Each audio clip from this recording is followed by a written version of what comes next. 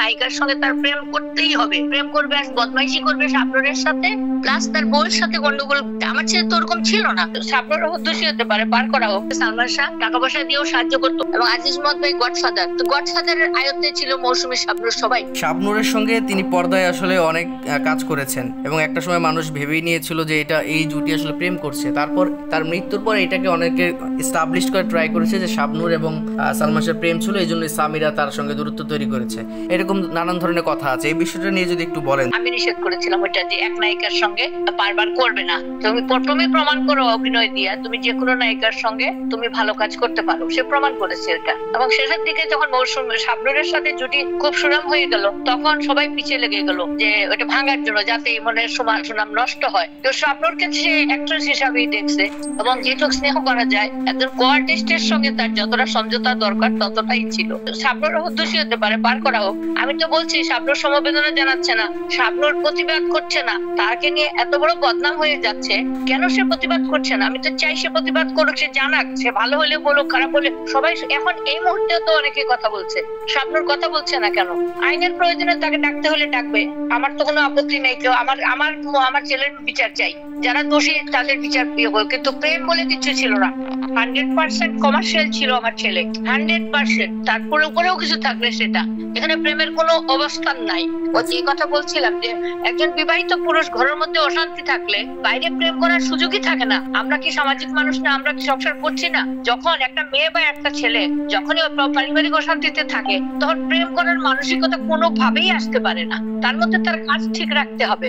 সে তো ওগুলি উপেক্ষা করে সে তার কাজ চালায় গেছে। শাবনূরের সঙ্গে অভিনয়টাকে সুন্দর করে করতে, এটা তাদের একটা বন্ডিং ছিল, প্রয়োজন ছিল, চরিত্রের প্রয়োজন, তাকে প্রেম করতে হবে, তাকে করতে হবে।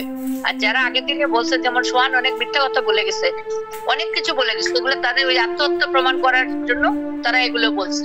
তো আগের দিন একটা কথা ওই রেজা আহমদ বলতেছে যে আগের দিন শাবনূরের সাথে তার কোনো খুঁটিনাটি কিছু হয় নাই, কাছেও বসে নাই, ফাইজলামিও করে নাই, এগুলো বানোয়াট বানানো কথা। সালমান শাহ খুব শান্ত ছিল, আত্মহত্যা করার মতো কিছু ঝগড়াঝাটি বা ওইরকম হয়ে গেছে ওরকম কিছু ছিল না।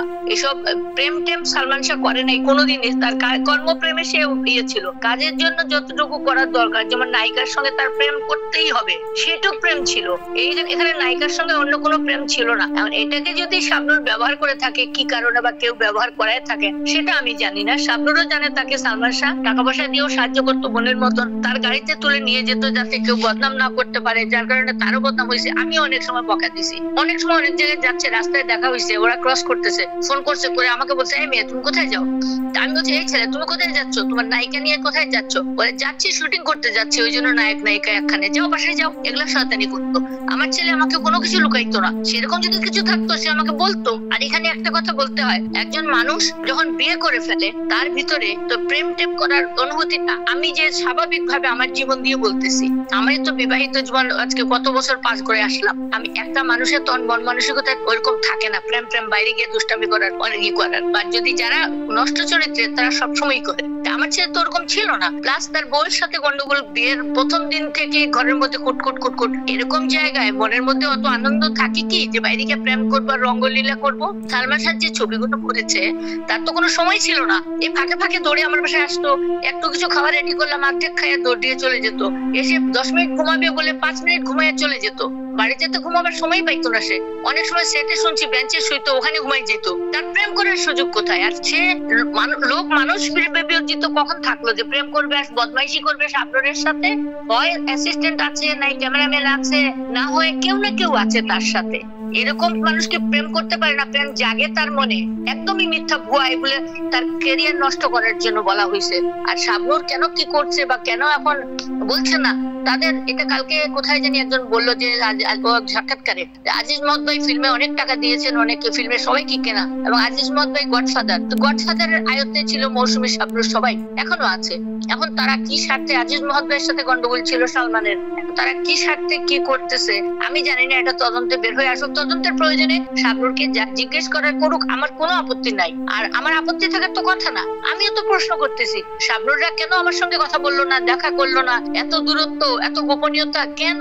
তার চরিত্রের উপর কথা উঠছে, এখনো বলছে মানুষ প্রেম ছিল, প্রেম ছিল, তার তো বিবাহিত জীবনও গেল, সে কেন কথা বলছে না? আমারও জানা দরকার। আপনারা তার সাক্ষাৎকার নেন, তাকে বলেন, সে তো প্রয়োজনে আগামীতে যদি পুলিশের দরকার হয় তারা আনাইয়া তাকে জিজ্ঞাসাবাদ করা হোক। এটা আমার মামলার স্বার্থে যেটা প্রয়োজন সেটা করা উচিত।